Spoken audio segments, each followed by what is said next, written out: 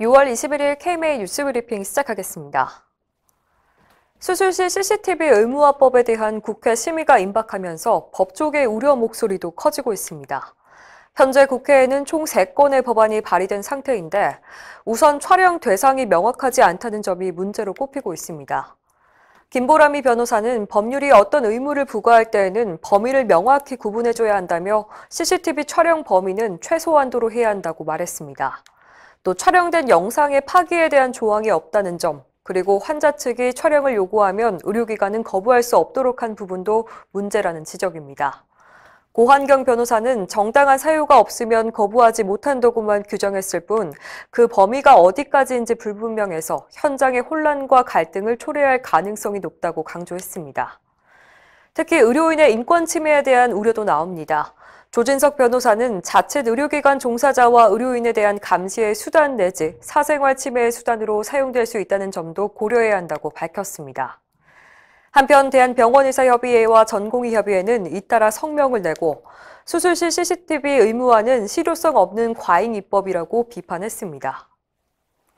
우리나라 의료계와 법조계만 우려하는 게 아닙니다. 전 세계 115개국 의사단체가 참여하는 세계의사회, WMA는 최근 이필수 대한의사협회장에게 서한을 보내 한국에서 추진 중인 CCTV 의무화 법안에 반대한다는 입장을 분명히 했습니다. 세계의사회는 현재 대한민국 정치권은 의사의 전문성과 자율 규제를 극도로 억제하는 쪽으로 나아가고 있다며 CCTV 설치 의무화 역시 의사에 대한 불신을 조장해 환자 치료와 회복에 아무런 도움이 되지 않는다고 지적했습니다. 또 비윤리적인 의료 행위를 없애기 위해선 CCTV 강제 설치 말고 다른 방법들, 예를 들면 엄격한 프로토콜과 동료 간의 리뷰, 대학의 협력 등이 더 적절하다며 이런 방식이 의료 행위의 안전을 향상시킨다는 증거도 있다고 밝혔습니다. 특히 CCTV 의무 설치법은 전체주의 정권의 성격을 띠고 있다면서 의료 현장의 믿음과 신뢰를 파괴하는 이 법안에 반대하고 있는 대한의사협회를 지지한다고 강조했습니다. 이와 함께 한국의 입법자들이 의사를 겁박하거나 감시하는 억압적인 구조 대신 프라이버시와 의무를 존중하고 전문성과 윤리적 행위를 키워나가는 자유사회의 정신을 존중하길 희망한다고 밝혔습니다. 이필수 대한의사협회장은 18일 김부겸 국무총리를 만나 코로나19 등 의료 현안과 관련한 제도 개선을 건의했습니다. 이날 이 회장은 현재 많은 의료기관들이 경영난에 시달리고 있다며 정부의 세제 지원 등이 절실히 필요하다고 말했습니다.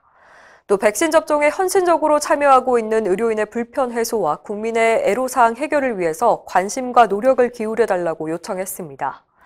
이에 대해서 김 총리는 의료진 덕분에 현재 1,400만 명이 넘는 국민이 1차 접종을 마칠 수 있었다며 감사를 표하고 의협이 국민의 일상 회복을 앞당기는 데 중심적인 역할을 해달라고 부탁했습니다.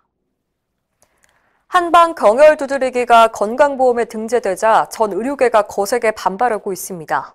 대한정신건강의학과 의사회는 성명을 통해 과학적 연구 논문으로 국제적인 검증을 받은 치료법조차 건강보험 급여화가 되지 못하는 경우가 많은데 감정자유기법이라는 민간대체요법 수준의 행위를 신의료기술로 인정하고 건강보험에 등재하는 건 한방 종사자의 경제적 이익을 위한 불공정한 특혜라고 지적했습니다.